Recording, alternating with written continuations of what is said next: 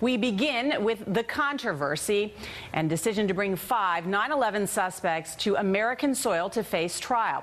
Attorney General Eric Holder announced today that Khalid Sheikh Mohammed, the self-proclaimed mastermind of the attacks, and 4 of his alleged co-conspirators will in fact face trial at a civilian courthouse near the scene of the crime. Holder also said he'll seek the death penalty.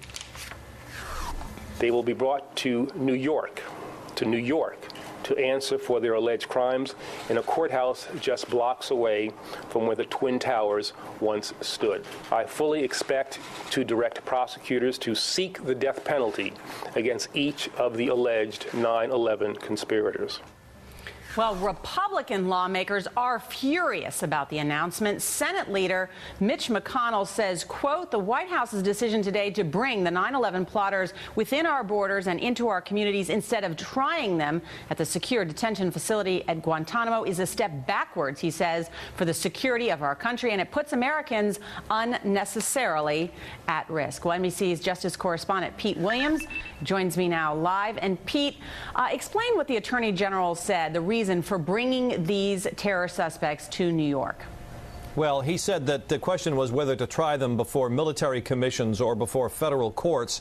In terms of New York, he said it's a principle of federal prosecution that you try to try people where the crime was committed, at the scene of the crime, in other words. So that was a big factor to do it in Manhattan. Secondly, he said there are experienced terror prosecutors there that have handled the 1993 plot against the World Trade Center. And finally, he said that it's because there were so many civilian victims there and relatives who wanted to see these people brought to justice that he wanted them to come to New York, wanted the trials to come to New York. Now, of course, there are questions about the fact that these folks were held at Guantanamo Bay, were subject to harsh interrogation methods by the CIA, including waterboarding. Khalid Sheikh Mohammed was waterboarded 183 times, but he said he doesn't think that will be a problem because there is independent information other than the tainted evidence. I would not have authorized the bringing of these prosecutions unless I thought that in the outcome, we would ultimately be successful. I will say that I have access to information that has not been publicly released that gives me great confidence that we will be successful. He didn't say, of course, what that was, nor will other Justice Department officials, but they say they believe, they're convinced they can put on a solid case. Pete, does this put the safety and security of the American people at risk by having these detainees in the U.S.?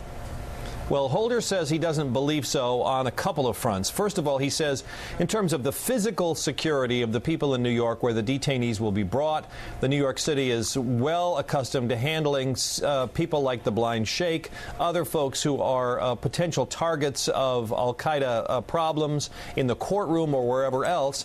And it's interesting that both the police commissioner in New York and the mayor say they're supportive of this decision. The larger question, I guess, is whether the trials would be used as propaganda vehicles for the detainees. Holder said he was asked about that today as well, and he said he thinks the judges can control that. We saw a little bit of that here a couple of years ago in the trial of Zacarias Moussaoui in Alexandria, right near where the Pentagon was attacked. And Pete, if Khalid Sheikh Mohammed had been tried in a military tribunal, could he have been put to death? Yes, there is a death penalty in the military commissions. There is a system for it. There is a system. There is a death penalty under the Uniform Code of Military Justice. So they could have faced the death penalty. And I think, you have put your finger on what the big question was. If they were going to be brought to the U.S., well, then should they face trial in civilian courts or military commissions? And that seems to be what the criticism was, although there are some people like Senator McConnell, whom you just quoted, who thought they should never be brought to the U.S. at all. They either wanted them to stay at Gitmo or be taken somewhere else. It is interesting. And of course, Pete, just one final question. If they are acquitted, which is the concern of some people, if by some circumstance they were acquitted, the Justice Department's not going to let them go free, right?